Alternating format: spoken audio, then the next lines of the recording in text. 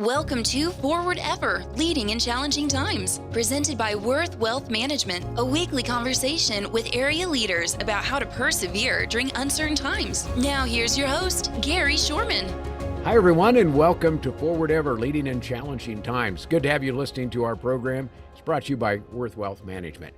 I have a fun guest. In fact, sometimes when we do this program, we find things that, didn't even know about. But there is a great award out. It's called the I Love My Librarian Award. And we have the very winner right here on Forward Ever. Her name is Tara Coleman, Tara at Kansas State University. Tara, good to have you here.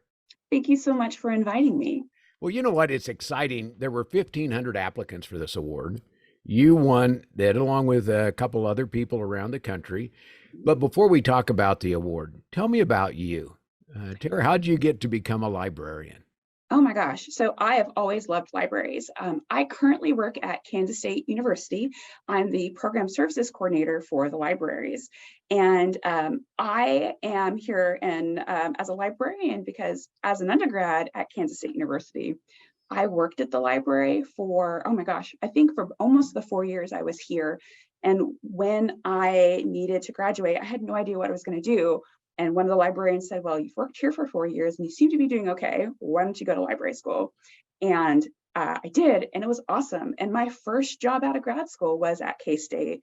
And that's not something I expected, but it has been awesome. And I would be a totally different person if I went somewhere else. You know, one thing about libraries, there are a bunch of books. I found this out. I helped my grandpa in a library in Clay Center, Kansas growing up. There are books everywhere, and that has just proliferated over the years more and more. As a librarian, what is your goal overall? And then we'll talk about the award. We'll get to the fun award, but how do you keep track of where everything is and what's new and what you can and can't have, et cetera? So K-State is an academic library, and we serve a different purpose than our public library. So your public library is having books to serve the needs of the community, from like before school into your elder years. At an academic library, our goal is to serve the teaching and research of people who work at K-State, go to school at K-State. So you might see things here that you wouldn't see at your local public library, and that's totally okay. Our goal is to provide access to information and to help people in their learning and their scholarship.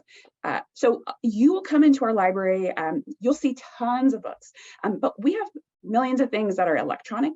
We have things that are in our special collections are paper items, or maybe some other type of physical item that's not a book that we are curating to keep for future generations.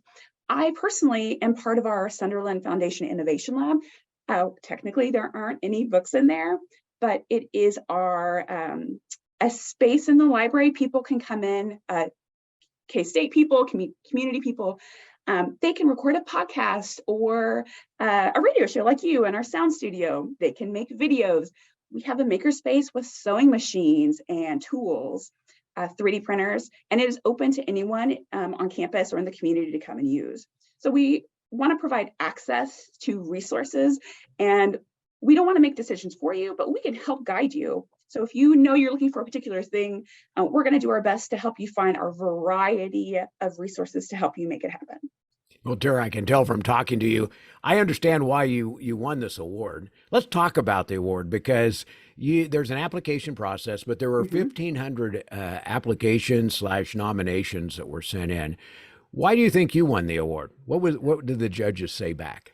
So I've never, I hate to say I've never heard of the award before. I was surprised when they reached out to me and said I was one of the 10 recipients. And they actually gave me the nomination letters with the personal information removed. So I suspect who wrote it. If you want to feel good about yourself, being able to see nomination letters will warm your heart. So I can assume I rose to the top because of a variety of the things I'm involved in.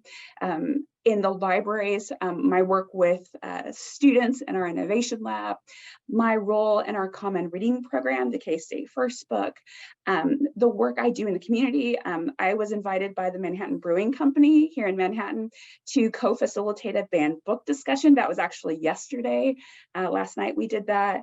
And then some of the work I do, I'm a university ombud, so I help people when they have conflict they want mediated. So conflict resolution is another thing that I'm really interested in. So it's a combination of the work that I've done in those arenas that made me float to the top for Well, the award. congratulations. With that comes Thank a you. $5,000 award, and think Yes. even there's some travel money. Where do you get to Yeah. go? So the conference is called ALA Lib Learn X, and it's actually next week in New Orleans. So I wasn't expecting to travel, and now I am going to New Orleans to the conference. I'll go to the awards ceremony, and then I'll just get to participate in all of the other things going on in the conference. It's very exciting. Well, Tara, it's fun to talk to you, but I want to talk a little bit about librarians Yeah. and kind of how you survived the whole COVID thing, and what do you recommend for parents to get their kids interested in books. But we're going to take a break. I'll come back and we'll ask you those questions. Hang with us. Tara Coleman's our guest. She's from Kansas State University, winner of the I Love My Librarian Award. Back with more after this.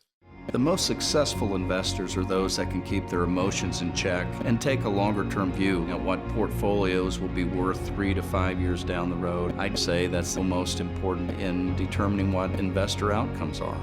Market corrections will continue in the future. We've seen many of them over the years, only to see equity prices rise higher, and that'll be the case in the future. Worth Wealth Management, enhancing lives and strengthening families. Welcome back to Forward Ever with our guest, Tara Coleman, Kansas State University librarian, who just recently, out of 1,500 applicants and nomination, won the I Love My Librarian Award. And I can tell why you did that, because librarians, sometimes people just think they sit behind the desk and have all those little cards that they make sure everything books in the right order. You have done so much more than that. As a librarian, what was it like to go through COVID? It was really challenging for everyone. I will say, so our library actually experienced a fire before COVID. So in 2018, our library had a fire and we had a lot of devastation. So our library was closed from May of 2018 and didn't actually open until it was supposed to open the week before campus closed because of COVID, just one floor. So we actually had to do a lot of adjustments before COVID ever happened. One thing that we did during COVID is we pivoted to different types of work. So if your job was more in person, we found other work for you to do. I know that my local public library, I think that they were really awesome. And I'm sure you could reach out to your own local library and hear what they did. So our public library expanded the Wi-Fi. So if you couldn't be in the building and you didn't have Wi-Fi at home, you could get it in the parking lot. And you could request books online and they would pull it for you. So what we did is we worked with people. We did our best to help, but we would provide more electronic resources. We would help create guides. We just pivoted our services to help people virtually rather than in person. You know, that virtual part of the whole book thing is really interesting because it's allowed people to read books wherever they are, even if they have a book. There's a part of having a book in your hand and turning the pages that's fun, but the convenience of having any book anywhere, just pick up. How does the library deal with that? Because many times the book isn't there. It's somewhere in outer space. Yeah. So, it really depends on the discipline. So I'm a librarian. I love to read. I have 2 Kindles and a million paper books. So it doesn't matter to me. But sometimes it does. Like I'm traveling to a conference next week and I can't bring 10 books. I'm going to bring my Kindle. I have books, like my daughter is getting paper books, but our public library provides a service called Tumble Books where they animate the books. She loves that. So it just depends on your need. I also try to be mindful of the type of information. If you are perhaps, let's say you're in engineering or you're in medicine, information expires really fast. And to get something printed, there's a long process. And maybe by the time your book is printed, the information is not up to date anymore. So if some fields, an electronic would be more valuable. The thing to keep in mind is electronic books you don't ever own, you're just leasing it. If you own a book, you can write in it, you can resell it, you could burn it, whatever, it is your book. But when it's electronic, it could be taken away. Or if, our library, maybe we're leasing the book, If we only lease a book for a year, it disappears from our catalog and then no one can get it again. So there are plus and minuses depending on what you're using it for. Tara, one of the things I know is a challenge of people from the outside wanting to control what books you have and what books you can put out. Has that been a problem in your library, or and maybe address it across the state? Because that's one thing I know librarians fight for is to get the right books or the books they feel are right for their community. Is that a problem for you? So not in an academic library, because our goals are different. We're helping with the research and the teaching needs of people. And oftentimes when you're doing research, you actually need to know the other side. When it comes to school libraries and public libraries, I think it's really important to remember that from my perspective, people generally have good intentions and they are invested in the health of other people. I have to assume that. So when people are concerned about a book, I like to think, well, where is the environment? So in a school library, it's in local parentis. So it's like there's somebody else acting in place of the parent. And that can be kind of scary. And I can understand why you might want to have more perspective on why a book is chosen. I also think, are you making a decision for your child or other children? So when people come to me and they have concerns, I'll ask, I want to know what your concerns are because I care. Did you read the book? Is this a book that you feel an adult needs to be there with the kid? And then if you really have concerns, are you wanting your child to maybe not have it? Or are you trying to prevent other children? Because then it's a different story. Public libraries, I think it's a little similar. I always ask again, you must care, right? Talk to me in person. Tell me what you experienced when you read the book. Sometimes what people will do is read online, and that can be a little bit cherry picked. I probably have done that too. It's like when you see a trailer for a movie, you're like, I'm never going to see that because of what I saw in that 30-second trailer. Reading the whole book and having a conversation really makes a difference. And then maybe you are right, it's not a good fit for you or your family, but does that mean that other people and their families don't get access to it? I can see your engagement in this is really, you have a great perspective on it. And probably part of the reasons you had a K-State program, I don't know if you started this or you were recognized for it. It's called First Book. What's First Book? So we have a first year experience program. We know that the transition from high school to college can be a bit challenging. So our first year experience program wants to provide support for incoming students. And one part of it is by creating a common experience, and that's our common reading program.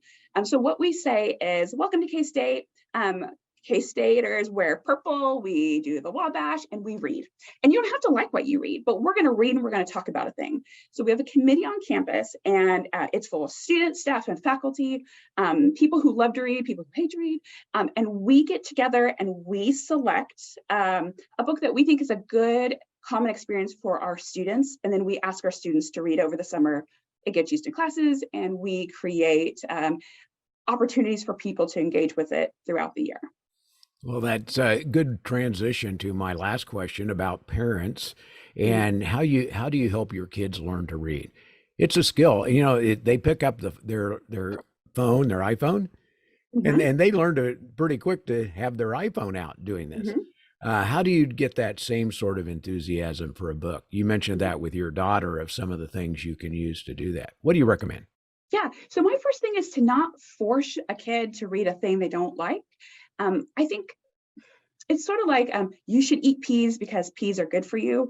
Well, maybe you don't like peas and you should try another vegetable. Maybe there's 100 vegetables you can try before you find the one you like. So if your kid doesn't like to read, maybe try something different. My daughter really likes books with really beautiful pictures, and she can stare at pictures for a really long time, and there are some books she's not interested in. So find what your kid likes. Maybe that's a graphic novel. Maybe that is a seek and find where they stare and try to find the one little thing or the list of things that they recommend. If your kid doesn't like to read, I think that could be that's not their thing. Maybe they're more fidgety, but it could also be a sign that there's some other things going on. I also want to say it's okay if you don't like to read. there is a book for everyone. Once you learn how to read and you've got those fundamentals under your belt, going to audiobooks, I say 100% count as reading. So if you listen to audiobooks, it counts as reading a book in my opinion. So once you figure that out, maybe that's the way to go. And give me a good narrator. It's better than TV, listening to someone tell a story. And that might be a way of encouraging your children to read too. This may not be a fair last question, but do you have a favorite book? I don't. If you could give me a genre of fiction or nonfiction, I could give you like 3 books that I love, but narrowing it down to one is impossible. Hey, there's too many out in your library, I know, to just There narrow are. it down to one. Tara, congratulations on the wonderful Thank you. award. I love a librarian award, and sometimes when you go to a library, you don't understand all that goes into it. You've not only made it a great career, but you've made it fun for people to be at a library. So congratulations. Thank you so much. I appreciate you talking to me today. Our guest is Tara Coleman, and she's with Kansas State University, winner of the I Love My Librarian Award. Tara, thanks for joining us. Thanks to you for listening to us here on Forward Ever, Leading in Challenging Times, brought to you by Worth Wealth Management. Thanks for joining us for Forward Ever, Leading in Challenging Times, presented by Worth Wealth Management. Join us right here next week for another episode with host Gary Shorman. Until then, remember to move forward ever, backward never.